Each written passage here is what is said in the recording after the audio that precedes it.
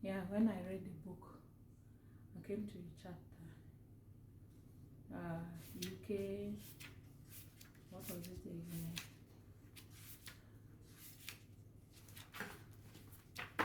What pictures, huh?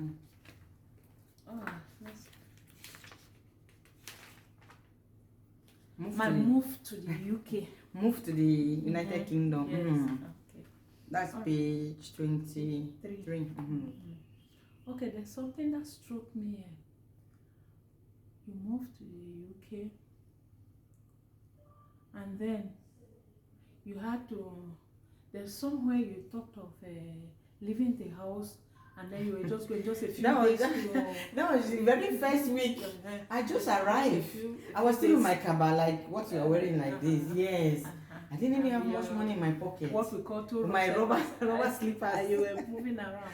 Now, what struck me there is you met somebody in the UK who had been, when you told them, or when you called and then you told them that you've gotten a job. That was my cousin, yes. It was like a dream. Yes, they did not believe me. Nobody They did not believe me. I was just like 3 days old in the country, you know. I was just walking. I didn't have any intention. I was just like sightseeing.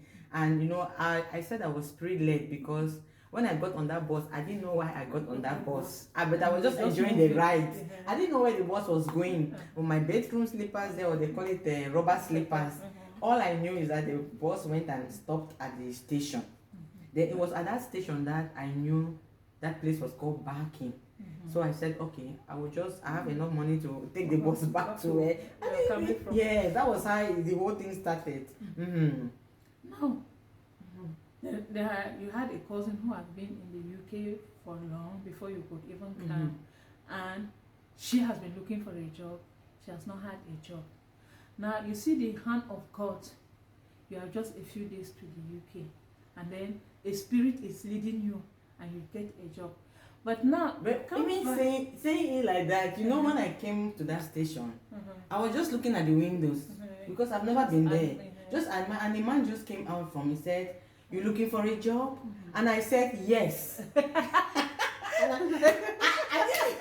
And then I said, "But I don't have the paper to. I have my passport, I have everything, but I don't have the working things." And he said, "Don't worry, you know, I will help you to get the paper thing." And that was just how it all started, you know. Yes.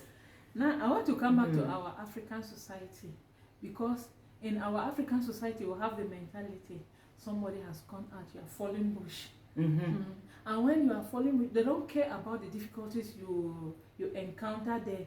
Something that, as we know, that especially people going to Europe, going to America, is a promised land. There's everything there. You just have everything.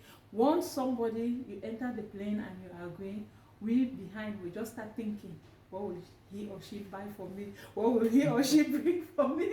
What will he or she do for me? And then you think that maybe your brother or your sister have gone there. Immediately he highlights from the plane, he or she just gets a job and start working. They don't look at what they don't look at what you encounter while reaching there.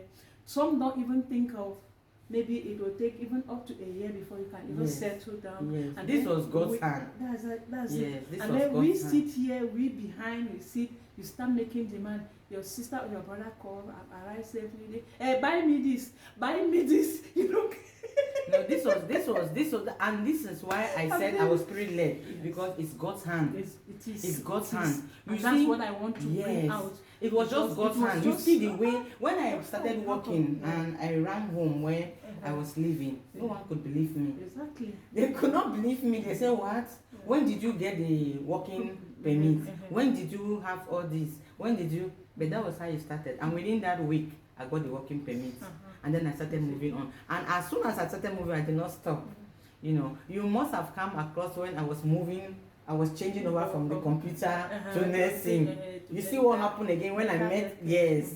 That again was another reminder of God's presence. Yes.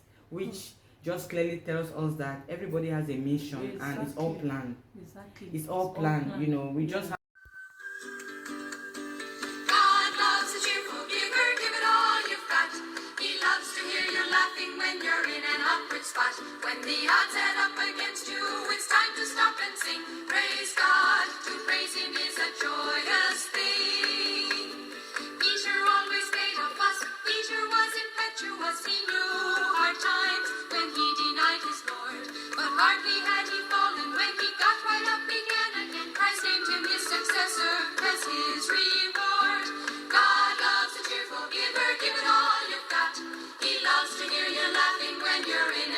upward spot.